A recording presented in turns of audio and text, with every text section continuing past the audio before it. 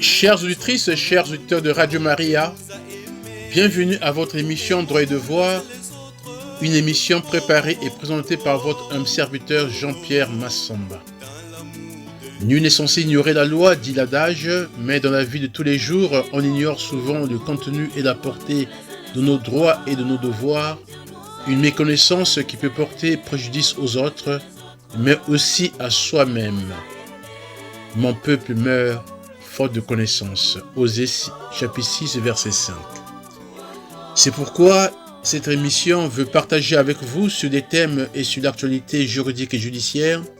Et vous l'avez compris qu'à travers cette émission, l'Église qui est lumière des nations veut contribuer à la construction d'une conscience citoyenne qui connaît le sens et les enjeux de ses droits et est capable de les défendre, contribuer à la construction d'une conscience citoyenne qui connaît ses devoirs afin de les accomplir en toute responsabilité, le tout pour le bien-être de chacun, pour le bien commun, le bien de nous tous. Cette émission, Droit et Devoir, a pour boussole la doctrine sociale de l'Église, elle-même inspirée de l'Évangile.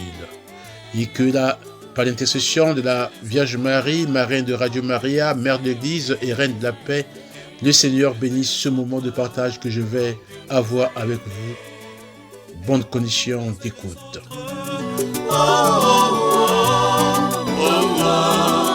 Dans l'amour de Dieu. Aimons-nous les uns les autres comme Dieu nous a aimés. Chères auditrices, chers auditeurs, depuis le mercredi des cendres, l'Église vit un temps liturgique fort, le temps de carême qui prépare les fidèles à la fête de Pâques. Durant cette période liturgique de 40 jours, l'événement de la passion de notre Seigneur Jésus-Christ occupe une place centrale. Cette passion nous plonge dans la réflexion et la méditation sur 4 points clés. Le premier point clé de la passion du Christ, c'est sa souffrance. Le deuxième point clé, c'est sa trahison. Le troisième point clé de la passion du Christ, c'est son procès. Et le quatrième point clé, c'est la crucifixion de Jésus. Au cours de ce temps de carême, Radio Maria vous accompagne sur l'un de ces points clés de la passion du Christ, notamment son procès. Ce procès d'il y a plus de 2000 ans, plein de complexité et de controverses, peut être vu dans ses dimensions théologiques, historiques, politiques, juridiques et judiciaires. Il est encore d'actualité et en ce qui concerne notre émission Droits et Devoirs, en revisitant des profondeurs de ce procès, nous voulons avec vous redécouvrir ses dimensions juridiques et judiciaires. Comment ce procès résonne-t-il aujourd'hui?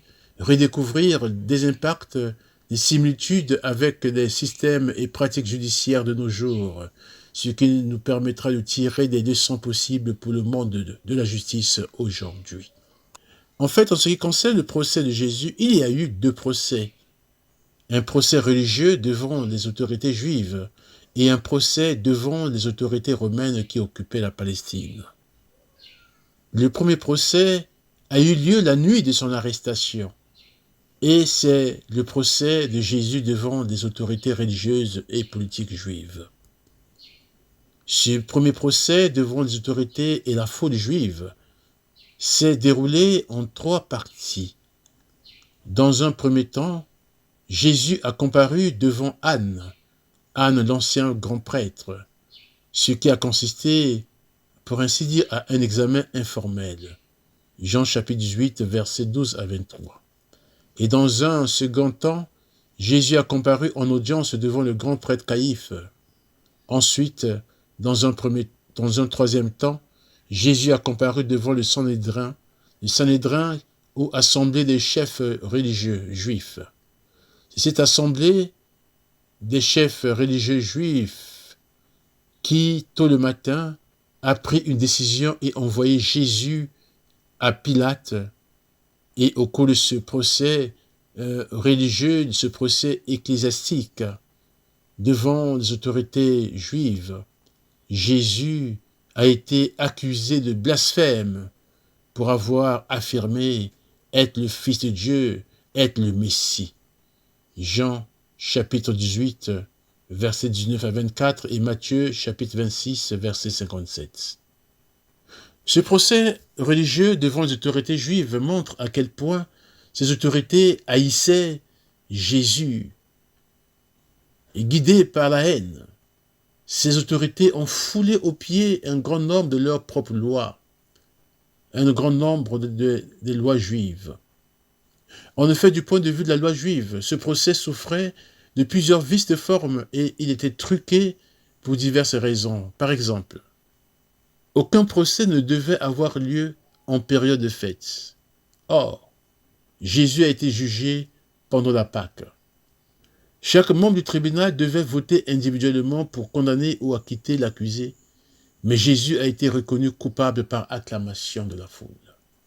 Si la peine de mort était prononcée, selon la loi juive, une nuit devait s'écouler avant l'exécution de la sentence.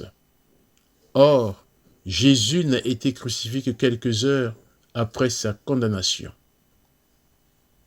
Les Juifs n'avaient pas l'autorité d'exécuter qui que ce soit. Pourtant, pour Jésus, ils l'ont fait exécuter. Aucun procès ne devait avoir lieu pendant la nuit. Mais ce procès religieux se déroula avant l'aube, avant la levée du jour. L'accusé devait être conseillé ou représenté, ce qui n'a pas été le cas de Jésus. Les questions auto-accusatrices étaient interdites. Et pourtant, les juges ont demandé à Jésus s'il était le Christ. Voilà donc quelques irrégularités de forme sur le procès de Jésus. Et nous savons qu'en matière pénale, la forme détermine aussi ou influence la décision de fond. Après le procès religieux, Jésus fut battu par les Juifs, puis amené devant les autorités romaines. Ce procès devant les autorités romaines se divise également en 3 parties. Dans un premier moment, Jésus comparaît pour la première fois devant le gouverneur romain Ponce Pilate, et les accusations portées contre lui étaient très différentes de celles du procès religieux. Devant Pilate, Jésus fut accusé d'inciter le peuple à l'émeute, d'interdire au peuple de payer leurs impôts et de revendiquer la royauté. Pilate, n'ayant trouvé aucune raison de mettre Jésus à mort, l'a envoyé à Hérode. Luc chapitre 23, verset 7. La deuxième partie du procès de Jésus devant les autorités romaines est donc cette comparution devant Hérode. Hérode a ridiculisé Jésus, mais pour éviter de devoir assumer la responsabilité politique, il a renvoyé à Pilate. Au cours de cette troisième partie, qui est la seconde comparution de Jésus devant Pilate, cette autorité romaine a essayé d'apaiser l'animosité des Juifs en faisant flageller Jésus. Et soit dit que la flagellation romaine était un châtiment terrible. On vous frappait avec le fouet et cela pouvait aller jusqu'à 39 coups de fouet. Puis, faisant une dernière tentative pour tenter de le relâcher, de relâcher Jésus, Pilate a proposé de crucifier Barabbas et de libérer Jésus. Mais en vain, car la foule a demandé que Barabbas soit relâché et Jésus crucifié. Pilate a accédé à cette demande et leur a remis Barabbas. Sous cette pression de la foule, Pilate a déclaré Jésus coupable de crime et l'a condamné à mort par crucifixion. Mes chers frères et sœurs, 2 mots-clés. Pression de la foule. Pression, foule. Eh bien, certaines décisions peuvent être prises à différents niveaux de nos familles, de nos communautés diocésaines ou paroissiales, de nos structures administratives ou judiciaires, non pas sur le fondement de la vérité, non pas sur le fondement de la règle de droit, de la coutume, non pas en étant guidés par le principe et valeurs de justice, mais sous la pression de la foule. la pression de la foule, la pression des autres membres de la famille, les pesanteurs sociologiques, la pression de l'opinion publique parfois enthousiaste et mal éclairée sur les faits. De telles pressions peuvent influencer une décision. La foule, c'est là qui vous acclame aujourd'hui et qui vous lapide demain. Il en a été ainsi pour notre Seigneur Jésus-Christ. D'ailleurs, afin de mieux comprendre les enjeux du procès de Jésus, nous allons faire une brève présentation du contexte historique, religieux et politique de l'époque de Jésus en l'an 30. À l'époque du procès de Jésus, vers l'an 30, le territoire de la Palestine Israël était habité principalement par les Israélites ou Juifs, mais aussi par des non-Juifs. Ce territoire était sous occupation étrangère des Romains, et l'Empire romain, qui a pour capitale Rome, dans l'actuelle Italie, était dirigé par un chef militaire et civil romain qui portait le titre d'empereur ou de César. À l'époque de Jésus, l'empereur ou César romain s'appelait Tibère. Il avait succédé à l'empereur Auguste. L'empereur romain avait établi un représentant ou préfet à la tête de chacune des 3 provinces qui constituaient le territoire de la Palestine Israël. Il y avait la province de Galilée, la province de Samarie et la province de Judée. La province de Judée constituait le centre religieux et politique du judaïsme, c'est-à-dire de la religion juive, en raison de la présence de Jérusalem, la capitale, et la présence du temple. La Judée était administrée à l'époque par un gouverneur ou préfet romain appelé Ponce Pilate. Les autorités religieuses et politiques juives étaient aux ordres des occupants romains. Ces autorités juives collaboraient pour le maintien du pouvoir romain, le maintien du pouvoir de l'occupant romain, afin de sauvegarder leurs propres privilèges qu'ils bénéficiaient de la part des occupants romains. Ces autorités religieuses et politiques juives regardaient les populations juives du haut et abusaient de leur rang ou statut au détriment de leur peuple. Dans ces circonstances, voyez-vous, le peuple juif était dans l'attente de la venue d'un sauveur,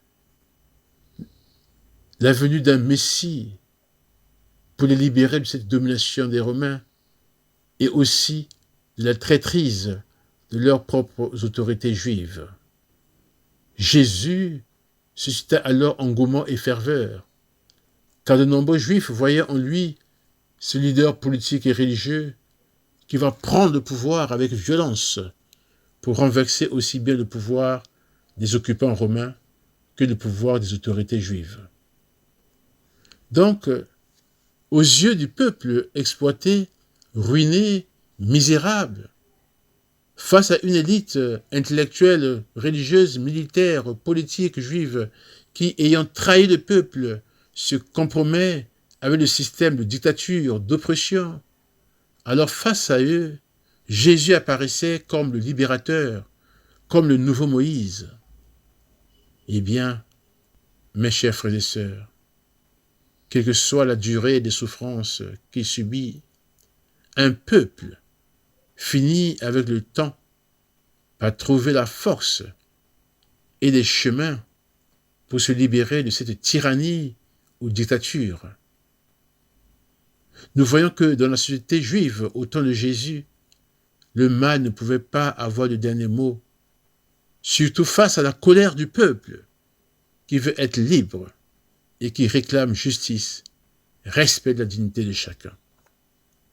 Dans un tel contexte historique, religieux, sociologique, politique, nous comprenons que Jésus s'était attiré la méfiance des pouvoirs religieux et politiques, tant juifs que romains, mais aussi en refusant de prendre ce pouvoir-là, lui qui est juif, en refusant de prendre ce pouvoir, il a dû décevoir l'attente du peuple juif, qui attendait un sauveur, un libérateur. Cette situation tant de la part des autorités juives que de la part de l'autorité romaine et aussi de la part du peuple juif.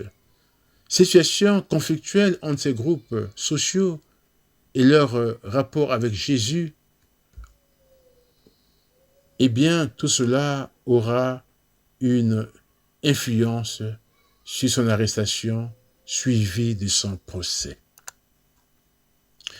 Mes chers frères et sœurs, de nombreuses décisions se comprennent en les situant dans leur contexte, comme au temps de Jésus, comme tout au long de l'histoire de l'humanité.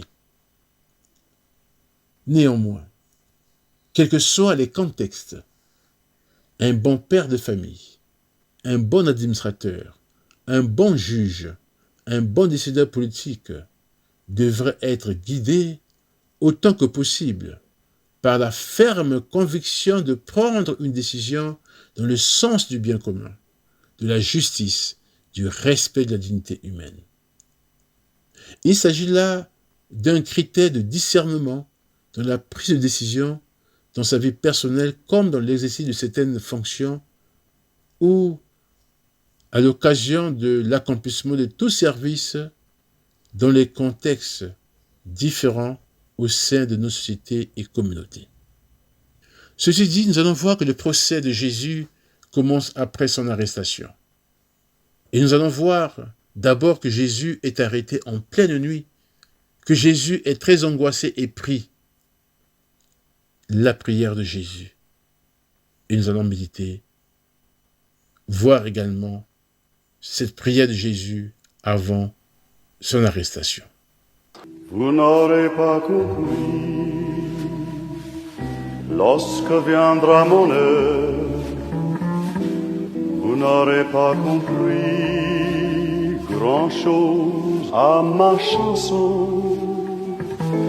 Vous n'aurez pas compris, mais il faut que je meure pour qu'à votre folie soit donné le pardon. Vous n'aurez pas compris,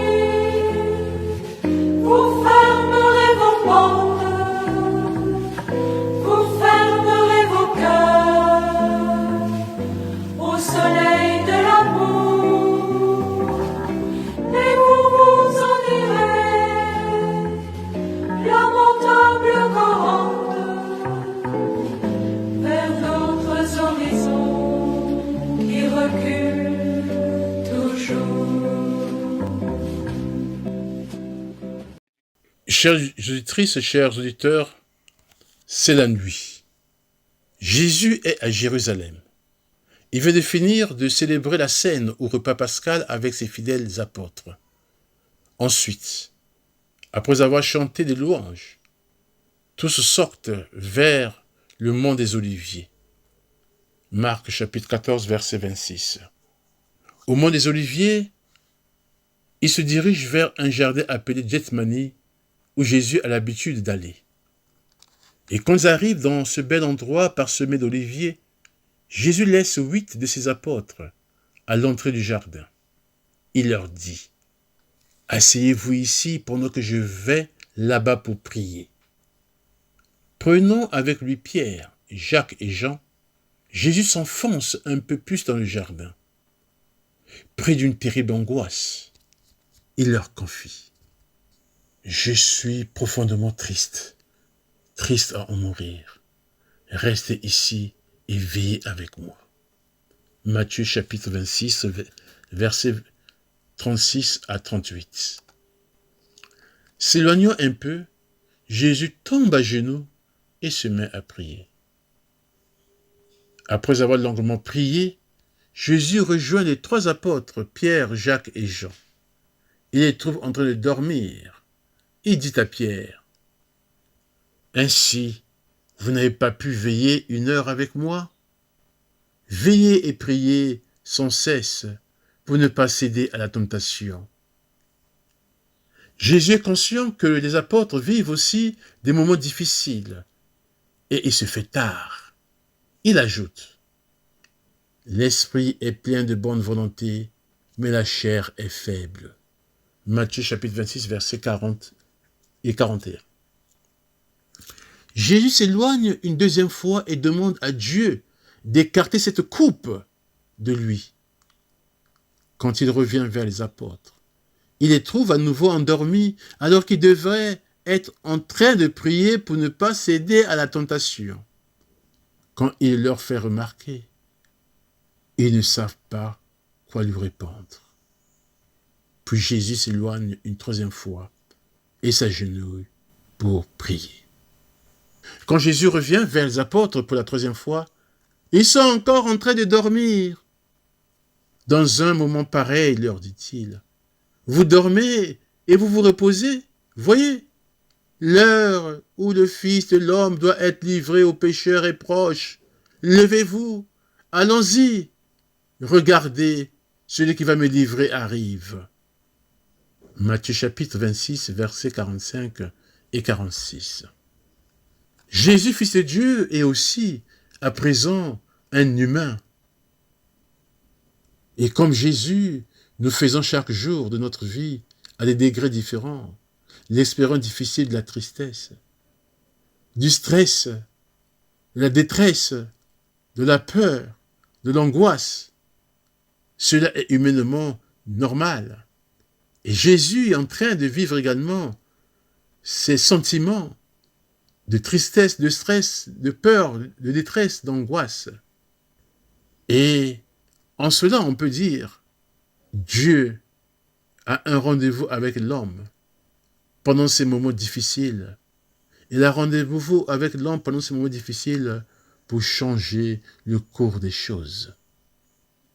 Dans le jardin de Gethsémani, notre Seigneur Jésus a vécu l'angoisse de la croix du calvaire.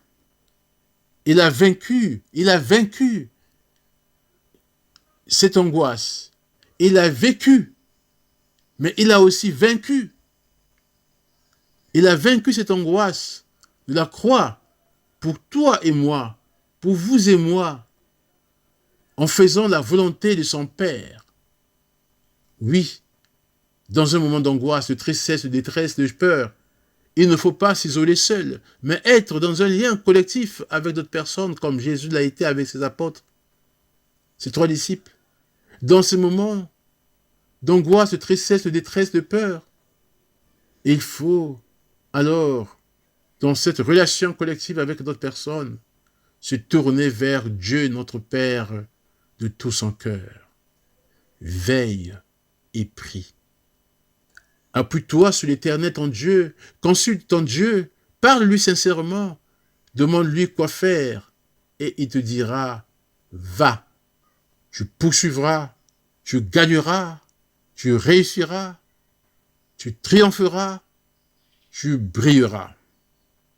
N'oublie pas, mon frère, ma sœur, dès que Dieu t'aura parlé, alors réveille-toi, mets-toi en mouvement et marche. Chères auditrices et chers auditeurs, dans le contexte du procès de Jésus, tout commence par l'arrestation, son arrestation après que Judas l'ait trahi. Quelques jours avant la Pâque, Judas alla trouver des chefs juifs pour s'entendre avec eux sur la manière d'arrêter Jésus. Les chefs juifs furent dans la joie et ils convinrent ensemble de donner à Judas 30 pièces d'argent. Sur quoi Judas chercha une occasion favorable de leur livrer Jésus en l'absence de la foule. Judas conduit au mont des Oliviers le cortège armé muni de lampes et de torches. Pour les aider à reconnaître Jésus, Judas leur donne un signe. « Celui que j'embrasserai, c'est lui. Arrêtez-le et amenez-le sous bonne garde. » Matthieu chapitre 14, verset 44. Conduisant la foule dans le jardin, Judas voit Jésus avec les apôtres et se dirige droit sur eux. « Bonjour, Rabbi !» dit-il, et il l'embrassa tendrement. Jésus lui répondit, « Pourquoi es-tu là ?» Puis il répond lui-même à sa question. « Judas, est-ce par un baiser que tu trahis le Fils de l'homme ?» Luc chapitre 22, verset 48. Cette trahison et ce baiser de Judas sont devenus au cours des siècles le symbole de toutes les infidélités, de toutes les trahisons, de toutes les apostasies, le symbole de toutes les tromperies. Le baiser de Judas. Le baiser de Judas se développe dans nos milieux de vie aujourd'hui, tout en détruisant la confiance et les relations sociales. Dans cette épreuve de la trahison, Jésus vit une solitude, non pas cette solitude intérieure, paisible qu'il aime lorsqu'il se retire pour prier, mais là, dans cette trahison de son disciple Judas, il s'agit de cette solitude, de la rude expérience de tant de personnes qui, en de nombreux moments de la journée, sont abandonnées, seules dans une chambre, devant un mur nu ou devant un téléphone muet. La solitude de ces nombreuses personnes oubliées de tous parce qu'elles sont vieilles, parce qu'elles sont malades. La solitude des personnes oubliées de tous parce qu'ils sont en prison. Oubliés de tous parce qu'ils sont dépourvus de moyens financiers. La solitude de ces nombreux jeunes oubliés de tous dans l'attribution des bourses d'études, dans les embauches au recrutement au travail, dans les promotions professionnels, oubliés parce qu'ils sont étrangers ou d'une race, d'une tribu, d'une ethnie, d'une religion, d'un parti politique différent. Cette solitude que vit Jésus à la suite de sa trahison, c'est la solitude de cette mère et ses enfants, tous abandonnés par le mari ou le père ivrogne et infidèle. C'est la solitude de la veuve isolée dans son veuvage ou qui, avec ses enfants orphelins, sont dépossédés de l'héritage. Judas, la foule et quelques soldats sont là. Jésus s'avance, maintenant dans la lumière des torches et des lampes qu'ils tiennent dans cette obscurité. Jésus demande, « Qui cherchez-vous » On lui répond, « Jésus de Nazaréen. » Avec courage, il leur dit, « C'est moi. » Jean chapitre 18, versets 4 et 5. Ne sachant pas ce qui va se passer, les hommes tombent à terre. Au lieu d'en profiter pour fuir dans la nuit, puisque les gens qui sont venus l'arrêter sont tombés à terre, Jésus leur demande à nouveau qui ils cherchent. Quand ces gens se répètent, « Jésus le Nazaréen », Jésus poursuit calmement. « Je vous ai dit que c'est moi. Donc si c'est moi que vous cherchez, laissez ces hommes partir. » Voyez-vous, même à cet instant décisif, Jésus se rappelle ce qu'il a dit plus tôt, qu'il ne perdrait pas un seul des siens. Dans Jean, chapitre 6, verset 39, et dans le chapitre 17, verset 12. Jésus a toujours protégé ses fidèles apôtres, et pas un d'entre eux n'a été perdu, excepté Judas, le fils de la destruction. Jésus demande donc qu'on laisse partir les autres. Alors que les soldats se relèvent et se dirigent vers Jésus, ces soldats qui étaient tombés par la force de la parole de Jésus, ils se relèvent, ils se dirigent vers Jésus. Les apôtres se rendent compte de ce qui est en train de se passer. Et cette mainmise des soldats sur Jésus, surtout à pareille heure de la nuit, a tellement le caractère d'une agression violente, le caractère de violence et de voie de fait, que les disciples se préparent à repousser la violence par la violence. Ils demandent, « Seigneur, devons-nous nous servir de nos épées ?» Dans Luc chapitre 22, verset 49. Mais avant que Jésus ne puisse leur répondre, Pierre, en colère, prend l'une des deux épées que les apôtres ont avec eux et coupe l'oreille droite d'un soldat, serviteur du grand prêtre. Ce soldat s'appelait Malchus. Mais Jésus guérit la blessure de Malchus en lui touchant l'oreille. Et il enseigne ensuite une leçon importante de non-violence en ordonnant à Pierre, « Remets ton épée à sa place, car tous ceux qui prennent l'épée mourront par l'épée. » Jésus accepte de plein gré d'être arrêté, comme il explique. Comment s'accompliraient les Écritures qui disent que cela doit se passer ainsi? Dans Matthieu chapitre 26, versets 52 et 54. Ne dois-je pas boire la coupe que le Père m'a donnée? Ajoute-t-il. Il adhère complètement à la volonté de Dieu le concernant au point d'être prêt à mourir. Jésus demande à la foule, « Est-ce que vous êtes venus m'arrêter avec des épées et des bâtons, comme si j'étais un malfaiteur? Tous les jours, j'étais assis dans le temple en train d'enseigner, et pourtant, vous ne m'avez pas arrêté. Mais tout cela est arrivé pour que les écrits des prophètes s'accomplissent. » Matthieu chapitre 26, versets 55 et 56.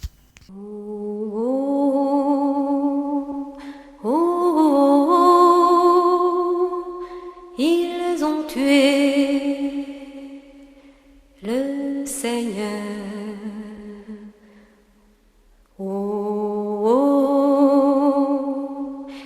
Ils l'ont cloué entre deux voleurs. Il est mort, il est mort. Il était 3 heures. Un soldat lui a percé le cœur. Les soldats, le commandant et les agents des Juifs se saisissent de Jésus pour le lier. En voyant cela, les apôtres s'enfuient.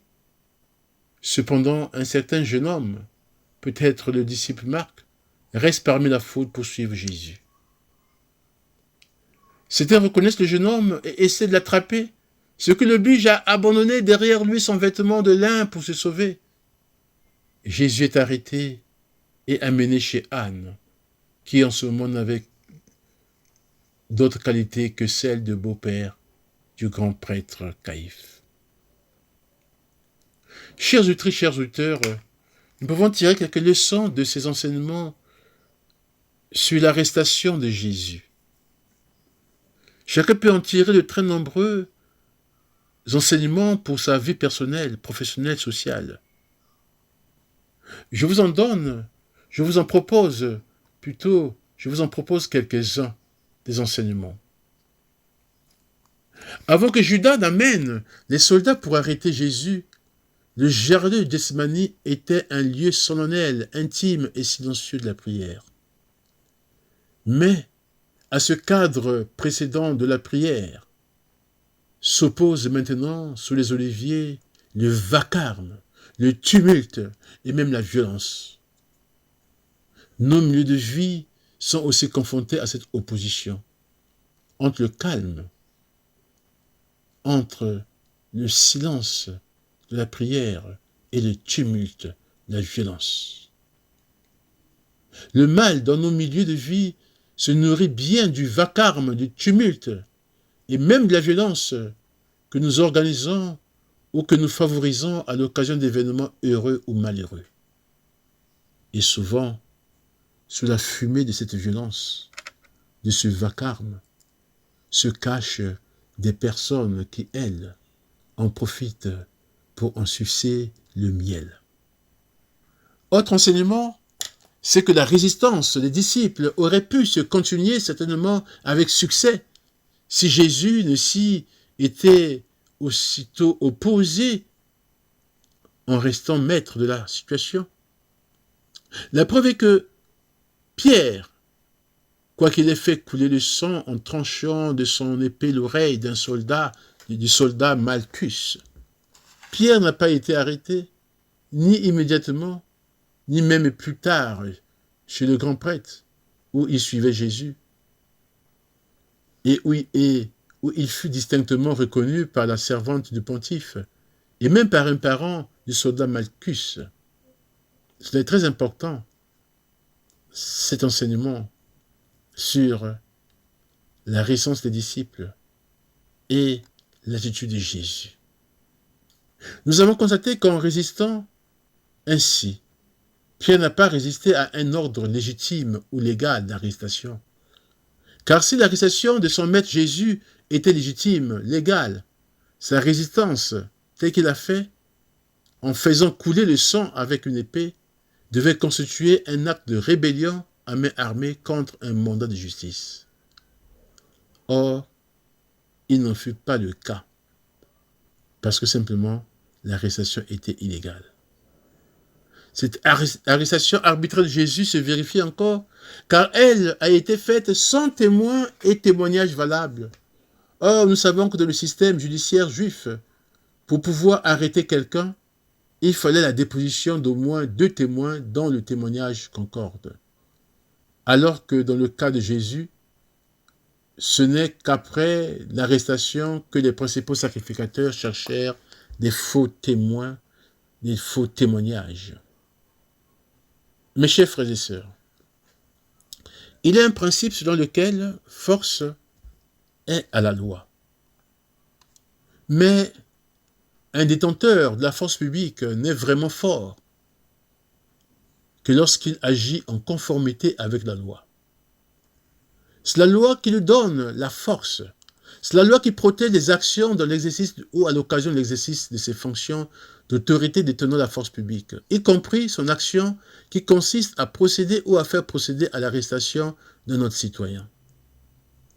Lorsqu'un agent ou officier de la force publique ou toute autre autorité sort du cadre de la loi pour interpeller ou pour arrêter un citoyen, comme pour le soldat Malchus, cet agent, officier ou autorité publique exerce là de la violence. Il n'a plus cette force légale et légitime nécessaire. Et, comme vous le savez, l'abus d'autorité affaiblit l'autorité. La violence, qui est à distinguer de la force, la violence n'est pas la force n'est pas la violence. La violence, quel qu'en soit l'auteur, ce mal, ce péché, isole son auteur dans sa conscience personnelle, surtout lorsque, à un moment donné ou un autre, l'on se retrouve seul, en train de relire le mal que l'on a fait, un mal qui hante votre conscience humaine et vous en portez le poids. Une autre leçon ou un autre enseignement à tirer de ce cas de Jésus, c'est celui-ci. On arrête Jésus et au lieu de le conduire immédiatement devant le magistrat compétent, on le mène chez Anne, qui n'avait d'autre qualité que celle de beau-père du grand prêtre Caïphe. Et que ce soit pour lui faire voir Jésus, une telle curiosité n'est pas permise. Elle est vexatoire, irrégulière en matière d'arrestation. C'est pourquoi lorsque l'on procède à l'interpellation d'une personne, il ne sert à rien de le promener auprès des personnes ou autorités qui n'ont pas qualité ou compétences légales. Encore moins d'exposer la personne interpellée à une foule. Car cette personne humaine arrêtée n'est pas un objet de curiosité à présenter, ou un monstre à caricaturer, ou encore un trophée à exhiber. Ces humiliations et maltraitances du prisonnier Jésus constituent une violation de la loi, car de la loi juive, lorsqu'un homme était arrêté pour un crime quelconque, celui-ci ne devrait pas être maltraité jusqu'à ce qu'il ait reçu la condamnation. Nombre chapitre 35. Chez les principaux sacrificateurs, Jésus a été giflé, a reçu des coups de poing, des sifflets. Or, la personne interpellée ou arrêtée reste une personne humaine avec ses droits. En tant que personne humaine, il ne doit pas subir des violences. Retenons que dans un contexte de violence, Jésus se tient toujours au centre, dans un point, comme un point ferme, au centre. Jésus est conscient que le mal enveloppe l'histoire humaine de son linceul, de violence, d'agression, de brutalité. Mais le Christ ne veut pas que ses disciples, prêts à mettre la main à l'épée, il ne veut pas qu'ils réagissent au mal par le mal, à la violence par une autre violence. Désarmer et guérir la violence. Jésus est arrêté la nuit par les Juifs.